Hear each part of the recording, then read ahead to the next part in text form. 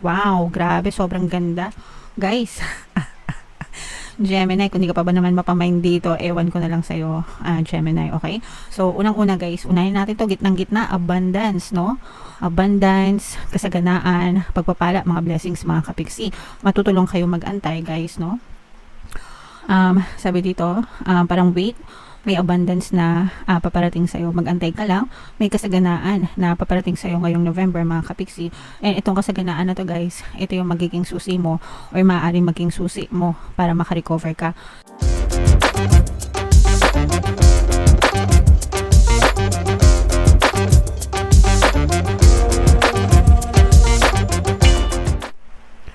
Hello guys, hello Gemini, welcome back to Pinoy Pixie Tarot. Ang pamagat ng episode natin for tonight is monthly horoscope para ngayong November para sa Gemini, Sun, Moon, Rising, Sign, and Venus. Sa dulo ng video guys, magkakaroon tayo ng yes or no pick a card reading. Ito yung deck na gagamitin natin guys. Pwede kayong magtanong ng isang tanong answerable by yes or no. Tapos titingnan natin yung sagot ng tarot sa inyo. So sa dulo ng video yan guys. Kaya make sure na tapusin nyo yung video hanggang sa dulo.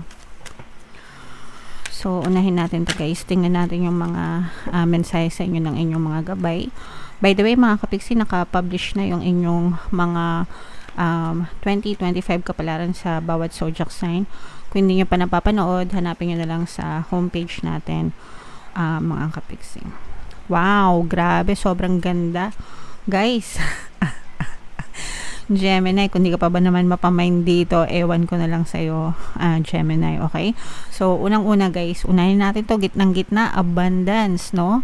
Abundance, kasaganaan, pagpapala, mga blessings, mga kapiksi. Matutulong kayo mag-antay, guys, no? Sabi dito, parang wait, may abundance na paparating sa'yo. Mag-antay ka lang. May kasaganaan na paparating sa'yo ngayong November, mga kapiksi. And itong kasaganaan na to guys, ito yung magiging susi mo or maaaring maging susi mo para makarecover ka sa iyong mga pinagdadaanan sa buhay, mga kapiksi. Okay? So, kung ano man tong recovery nito, ito guys, napakaganda nito kasi recovery ito sa kahit anong aspeto ng buhay mo. Pwedeng sa kalusugan mo, sa status mo, financial status mo, or pwede rin sa love life, whatever, mga kapiksi. Pero pagdating sa health guys, no, palagi kong sinasabi sa inyo na kumonsulta sa mga manggagamot, sa mga doktor, sa mga professional kasi sila yung mga may karampatang kaalaman para ma-diagnose kayo properly and mabigyan kayo ng tamang gamot guys, okay? So magpa-check up sa mga doktor, mga kapiksi. Pero ito, napakagandang mensahe na to pag pinagsama-sama mo. Mag-antay ka lang, kapiksi, ngayong November, may abundance na paparating sa'yo and magsisimula kang makabangon or makarecover sa buhay mo. Okay? Alright. So, comment down below guys. I-mind mo na yan. Mind abundance, mind recovery, mind kasaganaan, mind pagbangon. Okay? Mind nyo na yan guys sa comment section. So, ngayon naman mga kapiksi, tingnan natin yung ganap sa buhay nyo ngayong November. Ito yung deck na gagamitin natin guys. Shuffle ko lang habang sinashuffle natin. Panoorin nyo muna yung video natin regarding sa ating paano mag-manifest ng abundance video course. Kapiksi, sawa ka na ba sa mga struggles at hirap sa buhay mo? Masipag ka ba at masikap sa buhay ngunit hindi ka pa rin umaasenso? Ilang beses ka na bang nag-attempt mag-negosyo at mag-invest pero palagi ka pa rin nalulugi? Sa pagkakataon na ito ay maaaring may subconscious beliefs ka na nagiging balakid sa iyong pag-unlad at pagyaman. Introducing, paano mag-manifest ng abundance video course. Dito ay matututunan mo ma-overcome ang mga balakid mo para tuluyan ka ng umunlad, umasenso, sumagana, maging matagumpay, successful at maswerte sa iyong kabuhayan, pera, trabaho, negosyo sa lapi at kaperahan ng bonggang-bongga. Dali, mag-send na ng email sa pinoypixie@gmail.com at simulan na ang iyong pagyaman ngayon. Alright, sa lahat ng gusto mag-avail ng course guys, meron tayong promo ngayong October. Magbibigay tayo ng free 3-in-1 pampaswerte sa subliminal, sa pampaswerte sa buhay, sa pera at saka sa love life worth 1,500 yung freebie na yan guys, kaya i-avail nyo na. And meron din tayong bagong course mga kapiksi, paano mawala ang third party at magkaroon ng harmonious na relationship para mawala yung mga kabit ng mga jowa nyo guys. 20% discount naman yun until October 31 mga kapiksi. So, i-avail nyo na mga kapiksi. Okay? So, Gemini guys, kayo ay na-represent ng Queen of Swords. Ito ay combination ng both negative and positive mga kapiksi. Sa negative guys, no, ito yung sinasabi natin na recovery. Parang pakiramdam natin dito mga kapiksi, parang bubunutin ni universe yung mga tinik sa dibdib nyo, or parang bubunutin niya sa buhay mo yung mga unwanted or mga unnecessary na tao, bagay, sitwasyon sa buhay mo na nagpapahirap sa'yo, or yung nagiging cause ng iyong problems mga kapiksi. Parang hinuhugot niya, inaalis ng pilit, no? So for some of you, pwedeng maka-experience kayo ng parang mga problema, pero eventually yung problema na yon parang magiging daan yun para mawala or ma-remove sa buhay mo yung mga unnecessary na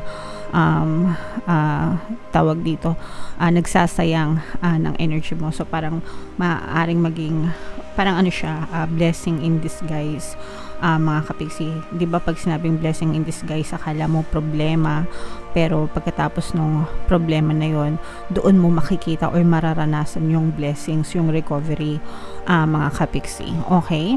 So sometimes nagkakaroon ng divine intervention. Pag sinabing divine intervention, talagang nakikialam sa universe, yung mga spirits mga kapiksi, para maalis or para ibigay sa'yo yung tama, yung buhay na deserve mo guys. Okay?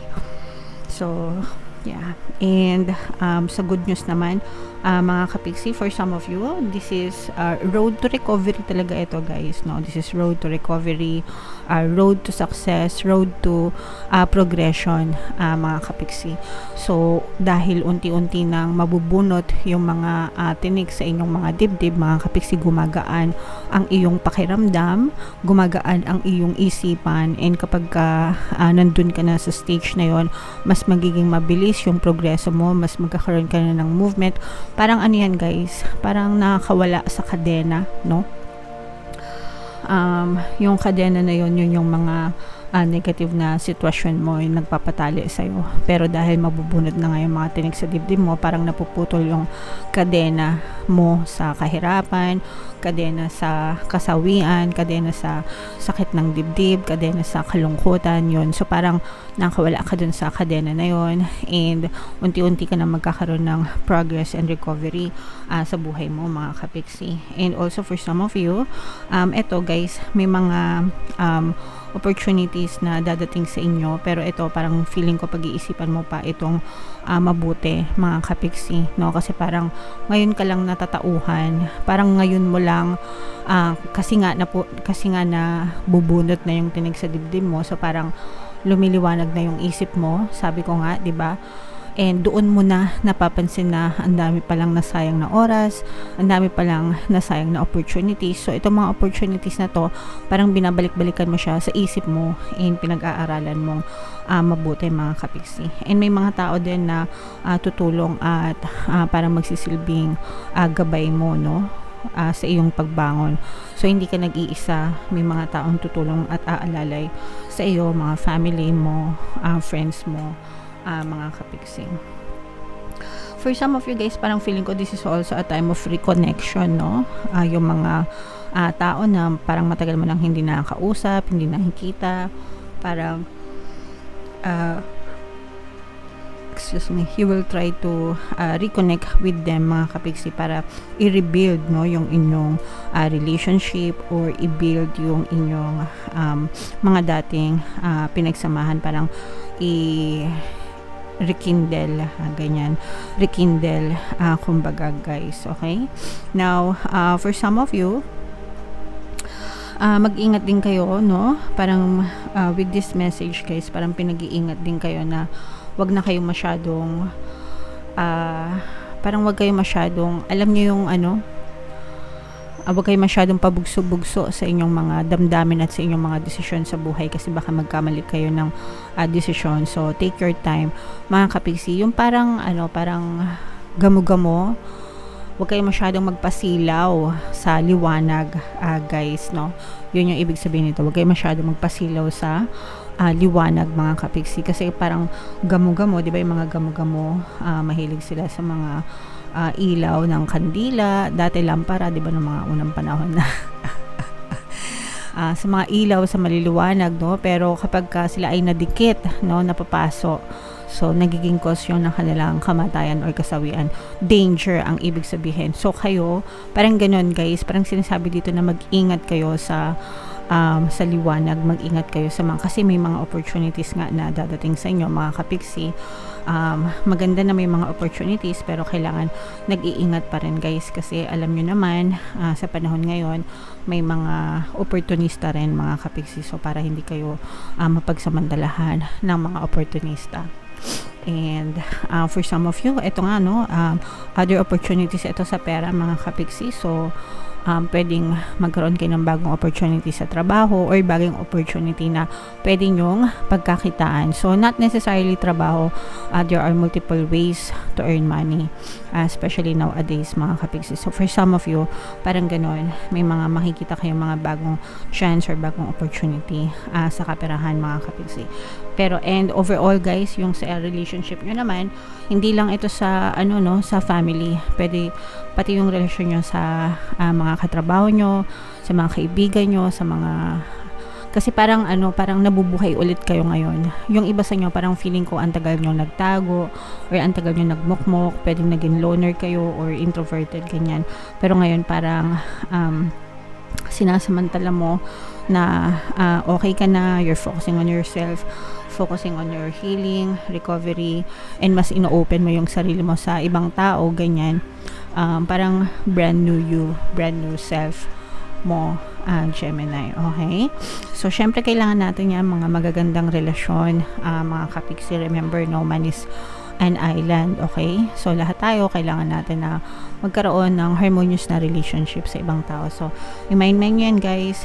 Mind harmonious relationship, mind new opportunities sa pera, mga bagong opportunities, itong success, tagumpay, progress na to, yan. I-mind yan sa comment section, mga kapiksi, para sa inyo lahat yan. Alright? So, comment down below, Gemini, if feeling nyo naka-resonate kayo dyan. So, ito yung ating yes or no pick a card reading, mga kapiksi. Mga kayo ng malalim, tapos itanong nyo sa isip nyo yung tanong na gusto nyo answerable by yes or no for November, and pili kayo ng isang card. Habang sinashuffle ko to, guys, meron tayong membership program sa ating channel. I-click nyo lang yung join button dito sa baba o kaya dito sa taas, lalagay natin yung link. Kapag member na kayo, guys, magkakaroon kayo ng access sa mga exclusive videos natin regarding manifestation using the power of your subconscious mind and law of attraction, mga kapiksi. So, hinga ng malalim, guys. Tapos, pili kayo ng isa. Ito yung card 1, card 2, card 3. Kung card 1 ang napili nyo, ang sagot sa tanong nyo ay yes. Excuse me. Kung card 2 naman, ang sagot sa tanong nyo ay no. And kung card 3 naman, ang sagot sa tanong nyo ay yes, guys. Okay? So, comment down below, Gemini, if feeling nyo naka-resonate kayo, yung mga pinapamind-mind ko sa inyo, guys, i-mind nyo na. And huwag nyo kalimutan panood. Yun yung ating 2025 kapalaran, guys. Ito yung video. Ito naman yung ating success stories ng paano mag-manifest ng abundance video course. Click here to subscribe, guys, and click here to join our membership program. Thank you for liking, sharing, and subscribing. See you again next time. I love you all, guys. Have a nice day. Bye-bye.